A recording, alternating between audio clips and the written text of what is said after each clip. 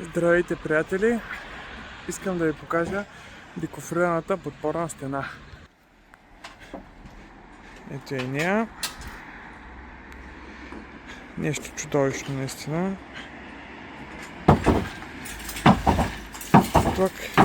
Тук всичко ще се засипва с земя, за да може двора, който ще излиза от втория етаж, да излиза на двор, т.е. На първия етаж ще си има двор, който ще е там долу, втория етаж ще си има двор, който ще е тук. И тук ще има стълби между тези двете стени.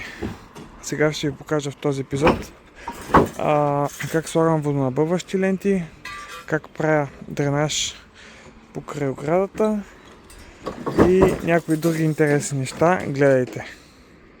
Приятели, ще слагам водонабъбваща лента в снатката между плочата и стената. Ще слагам тук, където ще има стена. Там също ще има стена, но там съм сложил друг вид хидроизолация, която ви показах. Хидроизолационна лента, метална. Тук, където не ми достигна, ще сложа водонабъбваща лента, но първо трябва да почистим основата. Така, с четчица.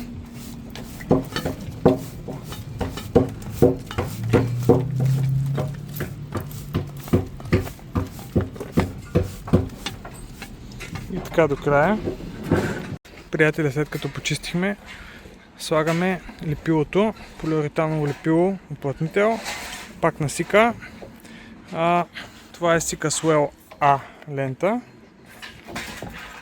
Слагаме лепилото до края и после слагаме лентата.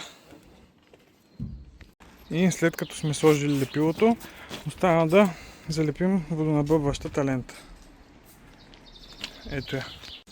Тук съм я разцепил, да може да стане хубава снаtka с металната лента. И продължаваме нататък.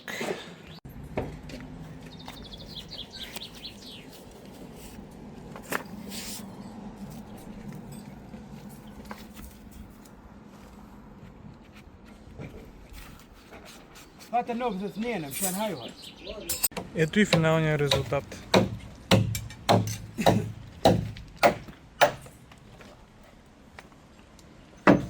Като слагах водонабъбващата лента, ми направи впечатление, че вижте колко добре тази метална хидроизолационна лента работи. Тук има локва от дъждовете, тук абсолютно сухо.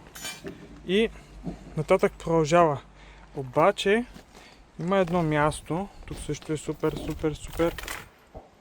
Обаче тук, вижте какво се случва. Тук има вода, но и тук има вода. Това значи, че някъде е минало. Тук има снатка между двете. Може и от снатката да е. Тук се вижда между двете омарини, вероятно тук минава водата. Да, тук ще трябва да сложим водонабъбваща лента на снатката. Приятели, реших да взема още 10 метра от тази водонабъбваща лента и тук, където е течащата снатка, след като подсуших, съм я залепил с този път нейното си лепило, т.е. същото. Дават го с Sika Swell да се залепи, което е полиуретаново самораздувно лепило, обаче никъде в нито един магазин не успях да го намеря. Обаче намерих това Mapei, което е същия еквивалент лепило, пак раздува от водата. И с него съм залепил почти навсякъде. И с обикновен черен полиуретан съм замазал, където са останали фугички, дупчици. И така заваля и дъжд точно в последния момент, но се надяваме, че няма да има проблем, защото вече е положил на суха основа. Тук да ви покажа, тази тръба има снатка в основата на 90 градуса, която тече, както ви показах по-рано. И сега съм сложил този барбакан с фибранче да не се напълни пак с бетон. И тази тръба ще я вкарам тук в стената, ще излезе на дъното на техническото помещение почти до ъгъла. Тук съм сложил още един барбакан за тази тръба, чуя се дали да я прекарвам и ние, ще видим, тя е здрава връзката сега, но не се знае за в бъдеще. Искам да ви покажа на един друг обект какво решение има за хидроизолация. Това е допълнителна защита, която се слага при навлизане на теч за инжекция. Тук се е инжектирал някакъв материал, хидроизолация и влиза по разни пукнатини, откъдето мога да просмуча вода и ги запълва. Много интересно, не бях виждал такова нещо. Приятели, време е да сложа дренажната тръба, след като оградата излята. Дренажната тръба трябва да я сложим, се вижда от тук във ъгъла, и ще продължим старата дренажна тръба, която върви около къщата. И така ще я пуснем около оградата и ще я заустим в последствие в канализацията. Гледайте!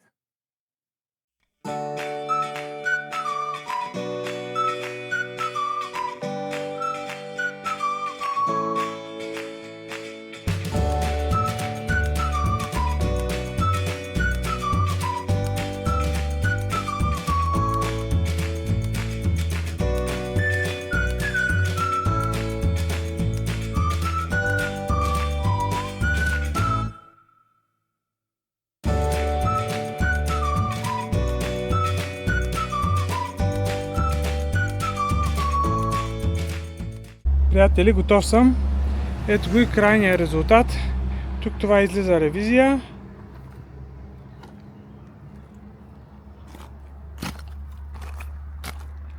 Ето е тръбичката.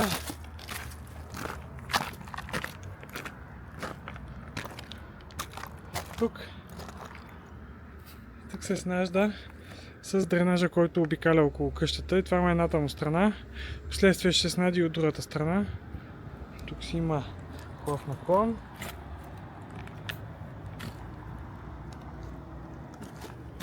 Да продължаваме.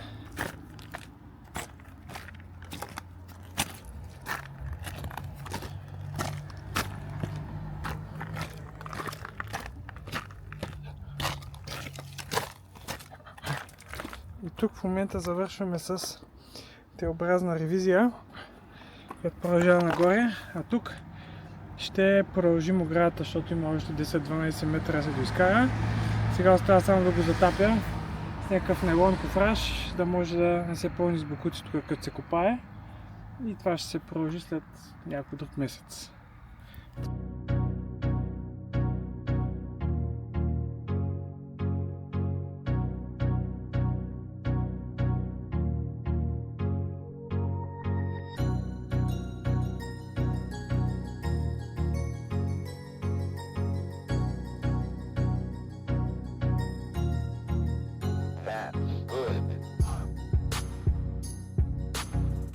Приятели, това е за този епизод.